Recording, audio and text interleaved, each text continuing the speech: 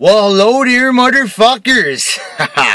And it is time for your NXT Takeover Fatal 4-Way review. They're calling it Takeover again. I guess they can't think of any other names to call it, and they're sliding the Fatal 4-Way in there at the end. We got the first match of the night. Sin Cara and Kalisto defeating the Ascension for the tag titles.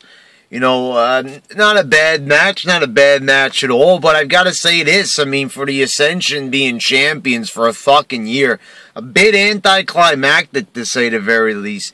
It was, you know, a decent match with a nice, like, little, fast-paced finish, but, you know, I expected more, out of the Ascension. Not a very good performance. It was mostly Sin Cara and Kalisto doing most of the work here.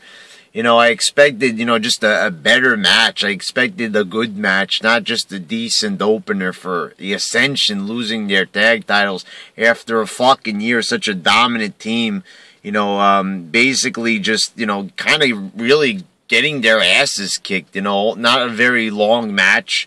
I expected like a nice, long, epic match that, would result in them losing the titles. But, a decent opener, not too much to complain about. I just expected a bit more from, the Ascension's last time as tag champs. Then you have Baron Corbin defeating CJ Parker. A nice little squash match, a nice finisher there from Baron Corbin, throwing him up in the air and planting him on his face. 2 moves in the whole match, but I really gotta say, a squash match on the pay-per-view, this is their super card, so to speak.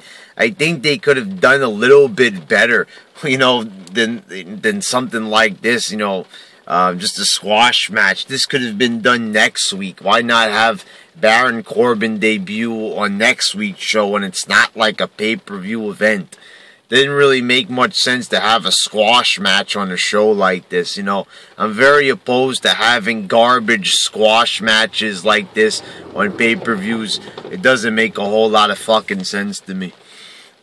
Then you had some stupid-ass skit with Enzo, Amore, and Big Cass. A poodle loses its hair because they have some special hair removal cream. This was just fucking ridiculous. And then they have the match. It's Enzo Amore defeating Sylvester, LeFort, and the loser had to get, their hair cut. They would get their head shoved in the bucket with the hair removal cream. But instead it's, the guy who's with Sylvester. Can't even fucking remember his name. This was just ridiculous. And what a bad match it was. It was just fucking dumb, fucking, ridiculous. And, so, you got Enzo already with a fucking ridiculous haircut. It almost looked like someone was like, someone was taking the razor to his hair and then there was a blackout and they weren't able to finish. So some fucking crazy ass hair he's got there, looking like a fucking idiot. But, this match was just so out of place, on this card. Takeover, it's supposed to be a big show, and they're just totally wasting time in the first hour here. Not a very good start to get off to, with a stupid ass match like this. Sylvester runs away before they can cut his hair. Then Kenta comes out, or, Hito Itami, because now they're just changing people's names. For a tribute. Just call him Kenta. It sounds tougher, more vicious than Hito Itami. This is the problem with WWE. Do they have to destroy everything that is sacred? It is just a fucking name. But for God fucking sakes, the man's been wrestling for like how long under the name Kenta? It would be better for him to continue to be known as Kenta than as another name. It makes no motherfucking sense to change the man's name. Just keep it the fucking same. Hasn't WWE ruined enough? It's just a name, I keep telling myself. But for God fucking sakes, why change the name? Don't change it. Just keep it the fucking same, for God fucking sakes. Just stop it already. Stop ruining everything before it even gets started. Then you had Bull Dempsey defeating Mojo Rawley in a minute match. I don't know what the fuck's going on in this pay-per-view. For real. You know, no sense was made of this at all. You know, just... why? A minute match on a pay-per-view for what? You know, just gives him a headbutt and that's it. Like, what the fuck? This pay-per-view, you know, just the minute-long matches, squash matches, ridiculous skits with fucking poodles.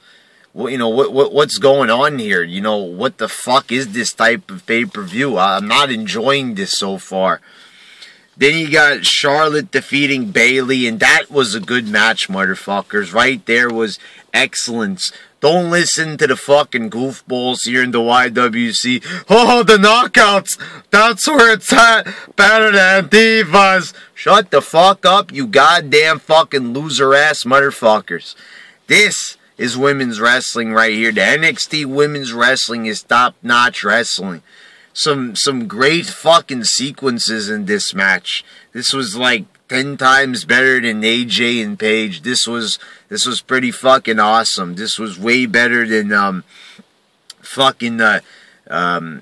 Tiffany and Gail Kim, that fucking match. You know, this was way better than that TNA show where they had that match where everybody was going apeshit over it.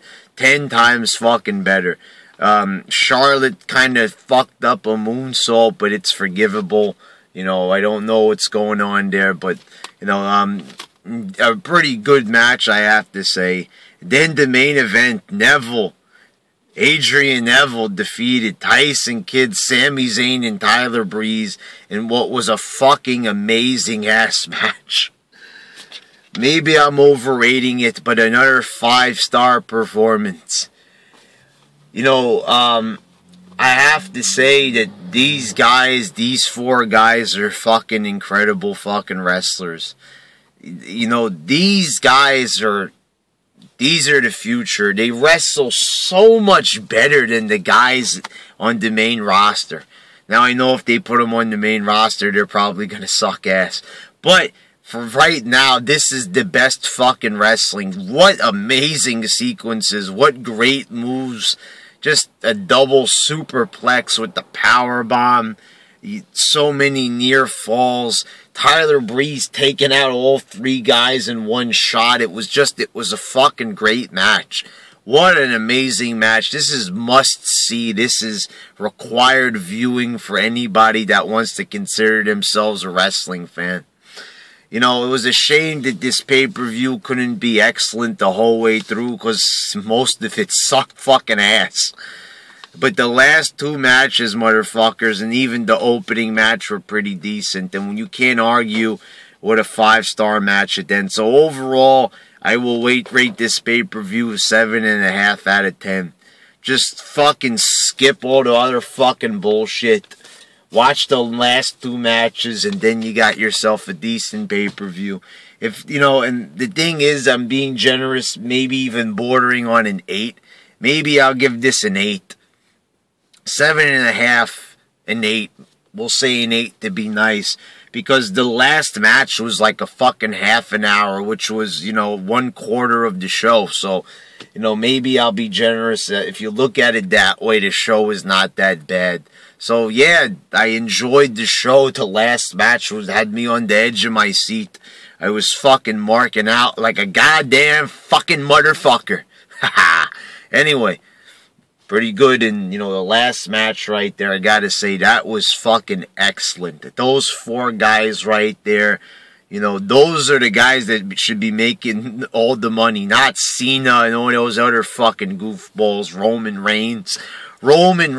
You think back, you know, after watching a match like this and then thinking about Raw, where we're going to see, you know, Cena and Roman Reigns versus Randy Orton. You know, this is very unappealing in comparison, motherfuckers.